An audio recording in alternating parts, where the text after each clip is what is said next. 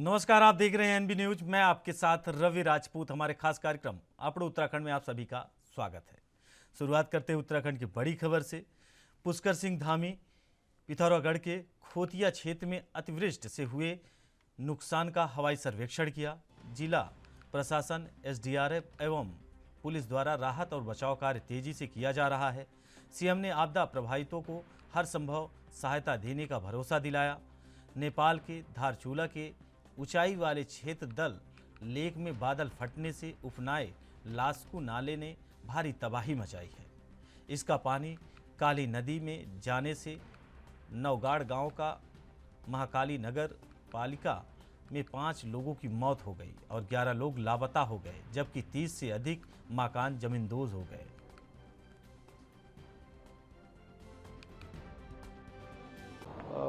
यहाँ पर अभी काफ़ी नुकसान हुआ है।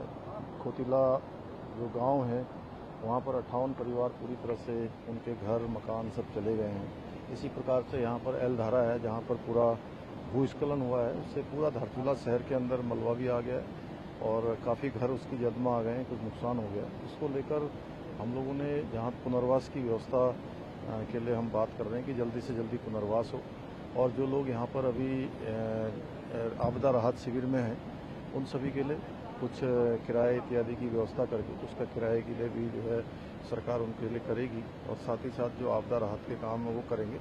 और ये जो एलधारा है इसका जो है जो हमारा आईआईटी है, जीआईएस सर्वे है, अन्य जो बाडिया है, इन सभी इंस्टीट्यूशनों से इसका सर्वे भी करेंगे और इसका अलग से ट्रीटमेंट के लिए भी जो है व्यवस्था बनाई जाएगी। और साथ ही साथ जो ये काली नदी का तट है आप देख रहे होंगे, पूरा यहाँ पर जो है प्रोटेक्शन का कार्य चल रहा है, इसको और तेजी से करें। इससे कि 77 करोड़ रुपया अभी इसके लिए स्वीकृत हुआ है और आवश्यकता पड़ेगी तो और करेंगे। यहाँ पर सड़कें भी काफ़ी क्षतिग्रस्त हो गई हैं, उनकी मरम्मत का कार्य भी होगा। अभी हमारा पूरा प्रयास है कि जो लोग पूरी तरह से अपने घर परिवार जिनका पूरा मकान ढह गया है उन सबको जल्द से जल्द जो उनका उपचार है, बहुत सारे लोगों को चोटें भी लगी हुई हैं, उनका उपचार जल्दी हो जाए, उनको राहत की जो सामग्री है वो मिल जाए और आगे हम। प्रधानमंत्री नरेंद्र मोदी का 17 सितंबर को जन्मदिन है, जिसे भारतीय जनता पार्टी सेवा और सुशासन पखवाड़े के रूप में देश में मनाएगी, जिसके संबंध में उत्तराखंड भारतीय जनता पार्टी के प्रदेश अध्यक्ष महेंद्र भट्ट ने जानकारी देते हुए बताया। यह कार्यक्रम उत्तराखंड में भव्य मनाने के लिए सभी कार्यकर्ताओं के साथ वर्चुअल बैठक की गई, जिसमें सभी को कार्यक्रम को बेहतर बनाने के लिए कहा गया। इस पखवाड़े के दौरान बीजेपी कार्यकर्ता जगह जगह स्वास्थ्य कायम, रक्तदान शिविर आदि के आयोजन करेंगे। यह पखवाड़ा प्रधानमंत्री नरेंद्र मोदी के जन्मदिन से शुरू होकर 2 अक्टूबर यानी गांधी जयंती, लाल बहादुर शास्त्री की जयंती तक मनाया जाएगा। पार्टी का उद्देश्य है कि उत्तराखंड देश में सेवा सुशासन पखवाड़े को मनाने वाला अग्रणी राज्य बने। इसके लिए पार्टी स्तर पर हर तरह से तैयारियां की गई हैं। सेवा पखवाड़ा 17 तारीख से हम प्रारंभ कर रहे हैं। इसी वीक में 25 तारीख को दीनदयाल जी की जयंती भी, उसमें मन की बात का कार्यक्रम भी है और 2 अक्टूबर को महात्मा गांधी, लाल बहादुर शास्त्री की जयंती। इन तीनों कार्यक्रमों पखवाड़े के रूप में हमारा राष्ट्रीय नेतृत्व ने हमको कार्यक्रम दिया है। हमारे राज्य के अंदर इसके लिए प्रदेश की टीम बन गई है, जिले में हमने टीमें बना दी हैं और ये कार्यक्रम भव्य हो, ये हमारा इस बार का प्रयास है।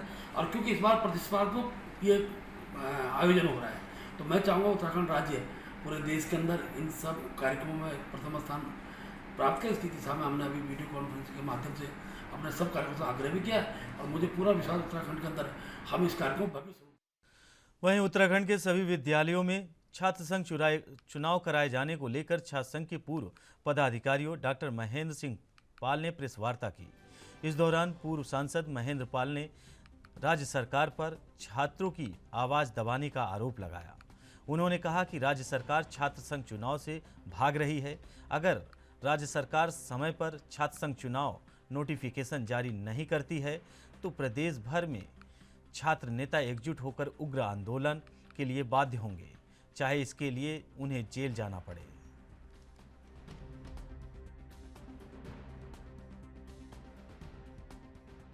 सीधी सी मांग है राजनीति से ऊपर उठ के उत्तराखंड के अंदर लिंडो कमीशन पर आधारित जो नियम दिए गए हैं उस आधार पर उत्तराखंड सरकार इलेक्शन की घोषणा करें, एक डेट नोटिफाई करें, जिससे कि यूनिवर्सिटी, जितने भी यूनिवर्सिटीज़ हैं, कॉलेज हैं, वो अपने अपने यहाँ इलेक्शन कराएं नियमानुसार। और सारे स्टूडेंट को एश्योरेंस दे चुकी हैं वाइस चांसलर और प्रिंसिपल कि वो इलेक्शन कराने को तैयार है। लेकिन उत्तराखंड सरकार, खासकर शिक्षा मंत्री, इस ओर ध्यान नहीं दे रहे हैं।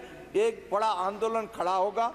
जिस तरह की आज की परिस्थितियां हैं उसमें हम छेड़छाड़ नहीं करना चाहते, लेकिन हम अगर तय समय पर इन्होंने इलेक्शन घोषणा नहीं की, नोटिफाई नहीं किया, छात्रों के स्टूडेंट यूनियन बनाने की रूपरेखा नहीं रखी, डेट घोषणा नहीं की, तो हम सब लोग मिलकर के पुराने नए आने वाली हमारी जनरेशन इकट्ठे संघर्ष करेगी और आंदोलन करेगी। और यूनियन वहीं अखिल भारतीय कांग्रेस कमेटी के सदस्य जैनेंद्र रमोला ने त्रिवेणी घाट स्थित एक होटल में प्रेस वार्ता की। इस दौरान उन्होंने कैबिनेट मंत्री प्रेमचंद अग्रवाल पर कई गंभीर आरोप लगाए। जैनेंद्र रमोला ने कहा कि विधानसभा में भर्ती घोटाले का मामला केवल युवाओं की भर्तियों तक सीमित नहीं है, बल्कि इसमें बहुत बड़ी रकम का लेन देन भी शामिल है, जिसकी वजह से कैबिनेट मंत्री की संपत्तियों में काफ़ी इजाफा हुआ है। इतना ही नहीं, कांग्रेस नेता ने दावा किया कि उनके पास दस्तावेज भी मौजूद है। इसकी जांच सरकार को ईडी और सीबीआई से सुप्रीम कोर्ट के रिटायर्ड जज की निगरानी में करानी चाहिए, जिसके मामले में दूध का दूध और पानी का पानी हो जाएगा। मांग है कि मेरी विशेष रूप से ये मांग है कि हम पहले भी कह रहे थे कि केवल बैकडोर की भर्ती का मामला नहीं है, सिफारिशी मामला नहीं है। इसमें इस भर्ती में कहीं ना कहीं बड़ा लेन देन हुआ है। इस भर्ती में कहीं ना कहीं आर्थिक फायदा लेने के लिए लेन देन हुआ है। तो इसकी जांच ईडी से, सीबीआई के माध्यम से रिटायर्ड सुप्रीम कोर्ट जज महोदय के निगरानी में होनी चाहिए, ताकि दूध का दूध पानी। कोई हवा में बात नहीं कर रहा हूँ। मैंने ये क्यों कहा? मैंने ये इसलिए कहा कि कहीं ना कहीं ये जो मैंने आपको ऑनलाइन खाता खतौनी निकाल कर जो मैंने आपको दिखाई, ये सारी की सारी, इन सब में लेटेस्ट भी करोड़ों रुपए की संपत्ति का लेन देन हुआ है। और आपने पहले बता दिया कि बेटा बेरोजगार है, करोड़ों की संपत्ति कहाँ से ले रहे हैं बेरोजगार लोग। दूसरा, आप अपने किसी भी पेपर में बेटे का संपत्ति, अपनी जो चुनावी एफिडेविट, उसमें बेटे की संपत्ति नहीं दिखाई, जो मुझे दिखाई दिया अभी तक। हो सकता है दूसरा एफिडेविट को दिया, जो एफिडेविट मैंने निकाला उसमें नहीं है कहीं भी। तो कहीं ना कहीं ये इस बीच में जो ये नौकरियों को लेन देन हुआ, उस लेन देन के माध्यम से कहीं ना कहीं ये जमीन की। वहीं देहरादून में चल रहे स्मार्ट सिटी के काम की धीमी रफ्तार के चलते राजपुर विधायक खजानदास भाजपा से नाराज चल रहे हैं। मीडिया से रूबरू होते हुए वक्त खजानदास ने बताया कि समस्त अधिकारियों और सरकार को अवगत कराने के बावजूद स्मार्ट सिटी के कार्यों में तेजी नहीं आ रही। वहीं राजपुर विधानसभा में 90% काम स्मार्ट सिटी के ही अंतर्गत करवाए जाने हैं। इन अधूरे छूटे कार्यों के चलते जनता और स्थानीय निवासियों को कई परेशानियों का सामना करना पड़ रहा है।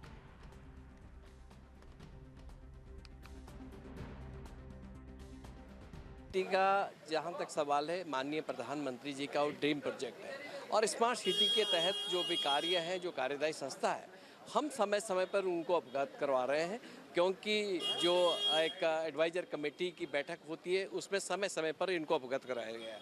किंतु अधिकारी और जो कार्यदायी संस्था के जो मालिक हैं, मुझे नहीं लगता कि उनके कानों में जूं रहेंगे। इसलिए मुझे कहना पड़ा, और जनता के हित के लिए और अपने क्योंकि स्मार्ट सिटी का काम अगर देखा जाए तो मेरे विधानसभा में 90% काम स्मार्ट सिटी का हो रहा है। तो मुझे लगता है कि जनता परेशान है, सड़कों में गड्ढे हैं, पता नहीं लग रहा है कि कहाँ पर काम हुआ कहाँ पे नहीं। तो इस बात को लेकर के मैंने ज़रूर कहा है कि यदि 25 तारीख तक आपने अपने कार्य प्रणाली में सुधार नहीं लाया तो मैं जनता के साथ में धरने पर बैठूंगा। और माननीय मुख्यमंत्री जी को मैं धन्यवाद ज्ञापित करना चाहूँगा और बधाई देना चाहूँगा कि उन्होंने तुरंत निर्णय लिया और स्मार्ट सिटी का जो वर्क था, जो किसी कार्यदायी संस्था को जो स्टार्ट ही नहीं कर रही थी लंबे समय से, उसका काम छीन लिया गया है, वो दूसरी संस्था को काम दिया है। इसलिए मैं मुख्यमंत्री जी का धन्यवाद ज्ञापित करना चाहूँगा। और जहाँ तक गड्ढे का सवाल है, सड़कों को गड्ढे भरने का, अभी हम ठीक बात है कि अभी तारकोल का काम अभी बरसात में हम नहीं कर सकते, किंतु गड्ढे भरने का काम तो करेंगे। यदि नहीं भरा जाएगा इतने दिन के अंतराल में तो मैं। वहीं जसपुर ब्लॉक के सूरजपुर गांव में ग्रामीणों की शिकायत पर लोकपाल बैठक का आयोजन किया गया, जिसमें लोकपाल रफीकुद्दीन मलिक की अध्यक्षता में हुई। बैठक में ग्रामीणों ने ग्राम पंचायत में सफाई कार्य के नाम पर भ्रष्टाचार का आरोप लगाया। आपको बता दें कि मनरेगा योजना के तहत कागजों में सफाई कार्य पूरा कर दिया गया है, जबकि सच्चाई कुछ और ही है। ग्रामीणों के आरोपों के बाद ग्राम प्रधान पति और ग्राम पंचायत सचिव बैठक छोड़कर चले गए, तो ग्रामीणों ने लोकपाल से निष्पक्ष जांच करवाकर कार्रवाई की मांग की है।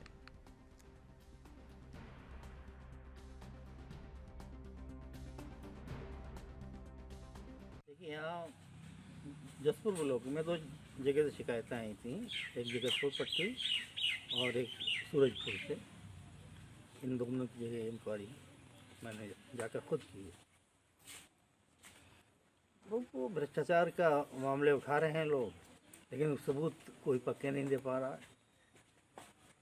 नहीं, ये तो मुझे नहीं पता कि ग्रामवासियों को कितना काम दिया गया 1 वर्ष में, लेकिन मैंने गांव वालों को बताया है कि अब आप नहीं है, अगर काम नहीं मिल रहा है तो बेरोजगारी भत्ता मिलेगा आपको। आप पीजीओ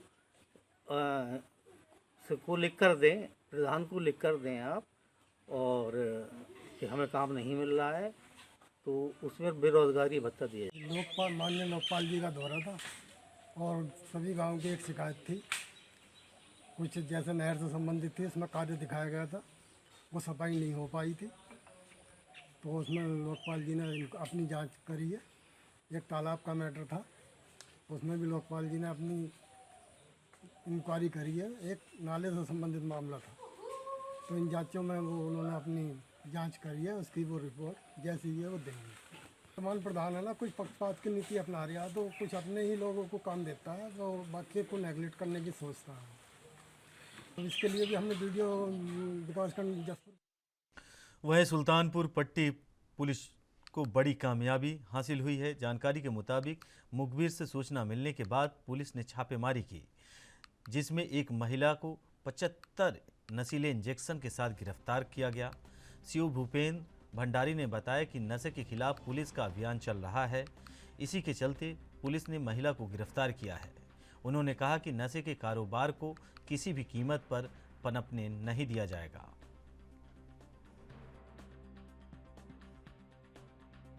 देखिए, ये अभियान यहाँ पर हमारा चल रहा है, जो नई वाली जनरेशन है, इन लोगों पर ये अवैध तरीके से जो इस प्रकार के इंजेक्शन आदि कर रहे हैं, तो छोटे बच्चों को जो है ये ख़राब कर रहे हैं, और जिनमें बच्चों की आदत अगर ये पड़ जा रही है इसकी, तो ये बहुत ही ज़्यादा जो है आगे के लिए, उनके जीवन के लिए खतरा बना हुआ है।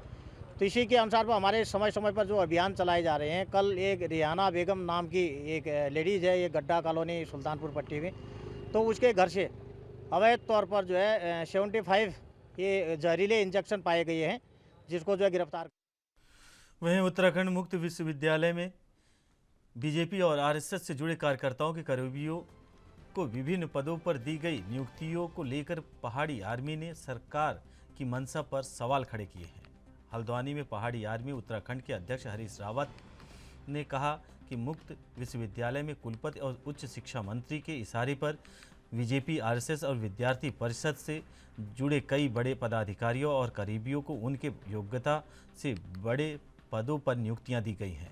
हरीश रावत ने कहा कि बीजेपी युवा मोर्चे के पूर्व प्रदेश अध्यक्ष की पत्नी मुक्त विश्वविद्यालय में असिस्टेंट प्रोफेसर के पद पर तैनात हैं, लेकिन उनके पास असिस्टेंट प्रोफेसर की जो योग्यता होनी चाहिए वह नहीं है।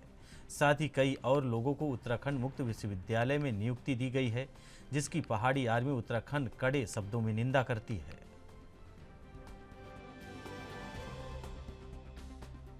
रेणु पंत जी है, रेणु प्रकाश है, AK नवीन जी है, और उसके अलावा RSS के प्रांतीय प्रचारक है ब्रजेश बनकोटी जी। ये तमाम लोग भर्ती, इनके एजुकेशन क्या है ये मायने रखता, मगर प्रोसेस इनका गलत है। इनका भर्ती होने का जो प्रोसेस है, जो प्रणाली है, वो गलत है।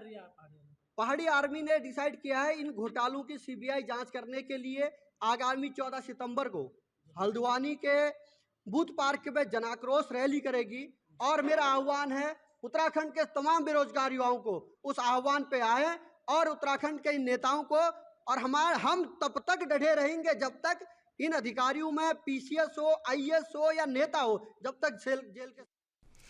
उत्तराखंड में नैनीताल के पंत पार्क में भारत रत्न पंडित गोविंद वल्लभ पंत की 135वां जन्म महोत्सव धूमधाम से मनाया गया। आपको बता दें कि केंद्रीय राज्य रक्षा मंत्री अजय भट्ट सहित अन्य गणमान्य लोगों ने पंत जी को मूर्ति पर माल्यार्पण कर उन्हें श्रद्धांजलि सुमन अर्पित किए। पर्यटन और राज्य रक्षा मंत्री अजय भट्ट ने कहा कि हम सभी को पंत जी के आदर्शों को अपनाते हुए हमें राष्ट्र हित में समाज की सेवा के लिए तत्पर रहना होगा, यही उनके प्रति सच्ची श्रद्धांजलि होगी। उन्होंने कहा कि नैनीताल के भवाली में पंडित गोविंद वल्लभ पंत संग्रहालय की स्थापना की जाएगी ताकि लोगों को संग्रहालय में देश की आज़ादी में महत्वपूर्ण योगदान देने वाले महापुरुष से संबंधित जानकारियां मिल सके। अजय भट्ट ने कहा कि राज्य में सैनिकों के सम्मान के लिए राज्य सरकार प्रदेश में 100 सैनिक स्कूल खोलने जा रही है।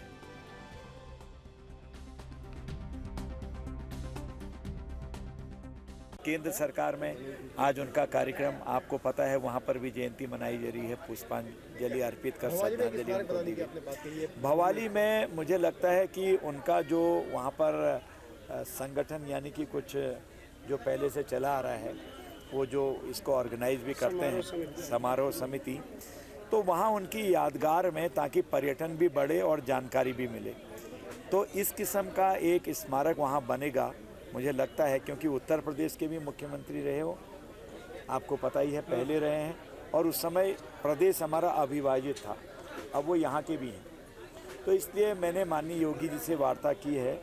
सफलता मिलेगी तो निवेदन करूँगा कि यहाँ पर एक उनका स्मारक बहुत अच्छा, जिसमें पुस्तकालय भी हो और हमारे जो स्वतंत्रता संग्राम सेनानी हैं उनकी जीवनी हो, उनके संघर्षों का ब्यौरा हो और उन्होंने क्या क्या काम किए उसका ब्यौरा हो। ये मेरे मन में उद्गार हैं।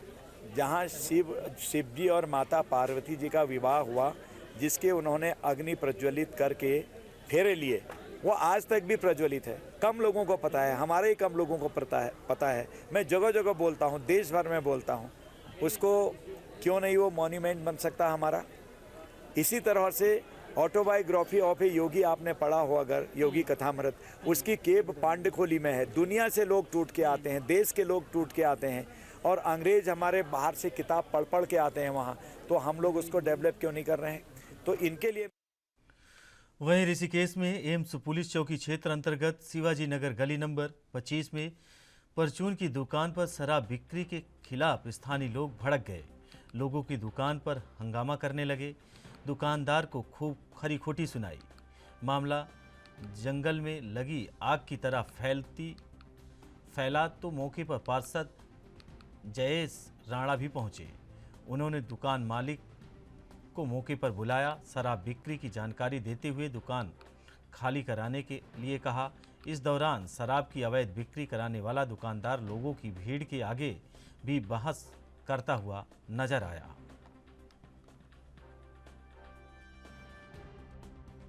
अभी कुछ समय पहले ही, अभी थोड़े टाइम पहले ही मुझे अभी एक जो है परचून की दुकान पे एक सूचना मिली कि परचून की दुकान में जो है उसकी आड़ पे जो है कुछ लोग जो है दारू बेचने का काम कर रहे हैं। जिसके बाद जो है मुझे वहाँ कुछ जनता ने मुझे वहाँ पे बुलाया और मैं वहाँ पे जाके देखा, और उसके बाद जो है हमने तुरंत कार्रवाई पे जो है उसको डांट फटकार करके वहाँ मकान मालिक को बुलवाया, और मकान मालिक ने मुझे भी आश्वासन दिया है कि कल वो उससे दुकान खाली करवा लेंगे, और अगर ये कल दुकान खाली नहीं होती तो मजबूरन मैं जो है उसमें पुलिस। वहीं हरिद्वार जिले में जहरीली शराब पीने से हुई ग्रामीणों की मौत के बाद सियासत शुरू हो गई है। इस घटना को लेकर कांग्रेस के पूर्व विधायक काजी निजामुद्दीन ने प्रदेश सरकार पर लापरवाही का आरोप लगाया है। उन्होंने कहा कि हरिद्वार तीर्थस्थल के लाखों की संख्या में श्रद्धालु हरिद्वार आते हैं। तीर्थस्थल पर जहरीली शराब का आना सरकार की लापरवाही को दर्शाता है। आपको बता दें कि लक्सर के पथरी थाना क्षेत्र में कच्ची शराब पीने से 7 लोगों की मौत हो गई थी, जिसके बाद प्रशासन ने पथरी थाना इंचार्ज और क्षेत्रीय आबकारी अधिकारी को सस्पेंड कर दिया था।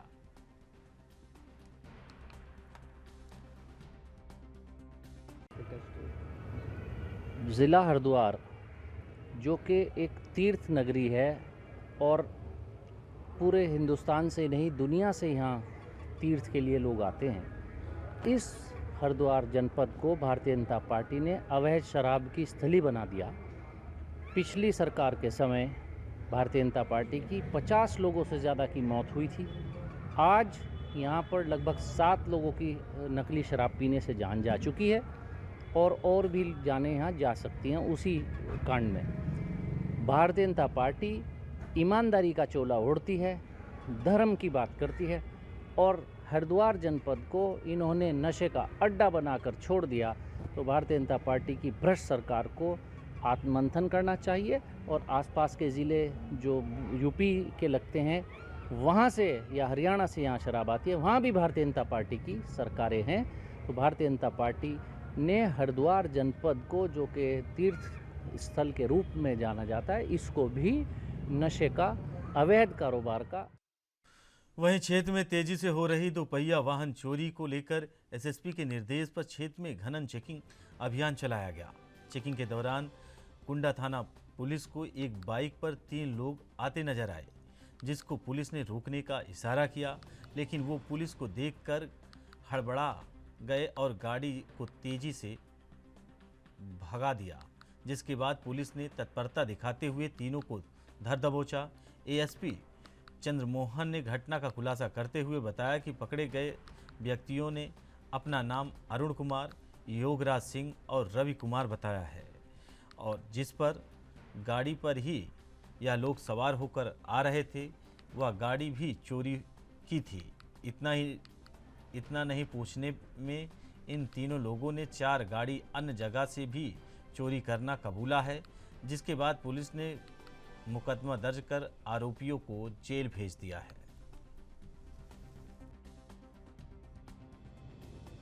बाइक चोरी की घटनाओं पर हम लोगों ने रात्रि में सघन चेकिंग अभियान चलाया और ये हमारा जो है लगातार, चूँकि अपराधियों की जो निगरानी और धरपकड़ के लिए हम लगातार चेकिंग वगैरह करते रहते रात को। तो इसी क्रम में कल एक बाइक जो हम चेक कर रहे थे तो उस पर 3 लड़के सवार थे।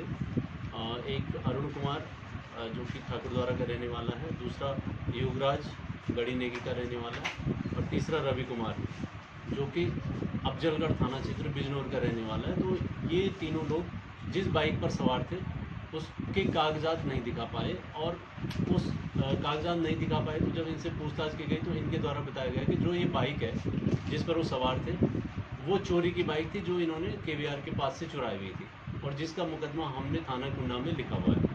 तो फिर इनको और इनसे पूछताछ की गई तो इनके द्वारा बताया गया कि इससे पूर्व में भी इनके द्वारा रामनगर क्षेत्र से एक बाइक चोरी की गई है, एक खड़गपुर देवीपुरा ITI थाना क्षेत्र से चोरी की गई और 2 बाइकें ठाकुरद्वारा से चोरी की गई। तो इन्होंने बताया कि हमने कहीं छुपा कर रखी है तुम्हाड़िया डाम क्षेत्र में। तो फिर वो 4 बाइकें भी इनसे बरामद की गई हैं। तो ये कुल 3 अभियुक्त हैं और इनके पास 4 बाइक तो बाहर की हैं और एक मोटरसाइकिल जो थाना कुंडा से चोरी हुई, तो कुल 5।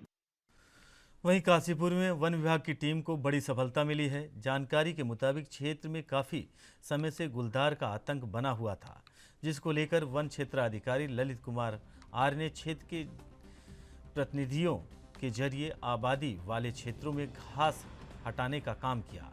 इतना ही नहीं, गुलदार को पकड़ने के लिए वन क्षेत्राधिकारी ललित कुमार आर्य के नेतृत्व में जगह जगह पिंजरे भी लगाए गए, जिसके बाद काशीपुर कॉलोनी में गुलदार का सफल रेस्क्यू किया गया।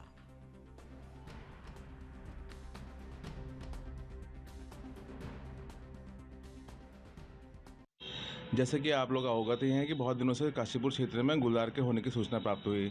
विशेषकर मानपुर क्षेत्र में स्थानीय निवासियों द्वारा कुछ इसके पुख्ता सबूत पेश किए गए। कुछ जो है उनके पालतू कुत्तों पर जो है इनके द्वारा अटैक किया गया।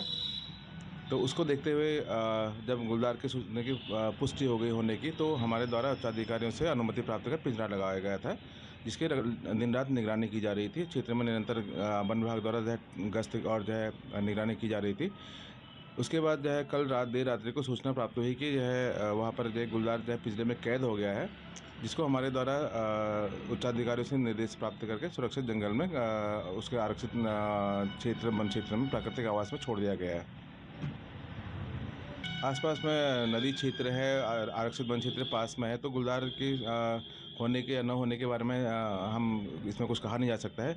लेकिन इस गुलदार की सूचना के से पहले हमको जब मिली थी तो हमने आसपास में जो सुबह के वक्त जो है लोग घूमने जाते हैं तो उस रोड की हमने सफाई करवाई। आसपास में बहुत झाड़ियाँ हो गई थी, तो स्थानीय लोगों से भी ये अपील की गई कि जो है अपने आसपास में जंगली जो ये जानवर के छुपने के स्थान हैं इनको न होने दें, झाड़ियों की सफाई कराएं। तो इस समय में हमने अभी वर्तमान में भी कैमरा ट्रैप वगैरह हमने वहाँ पर लगा के रखे हैं, और अगर पुख्ता अगर कुछ फिलहाल आपड़े उत्तराखंड में हमारे साथ इतना ही। बाकी खबरों से जुड़े रहने के लिए देखते रहिए ANB न्यूज। नमस्कार।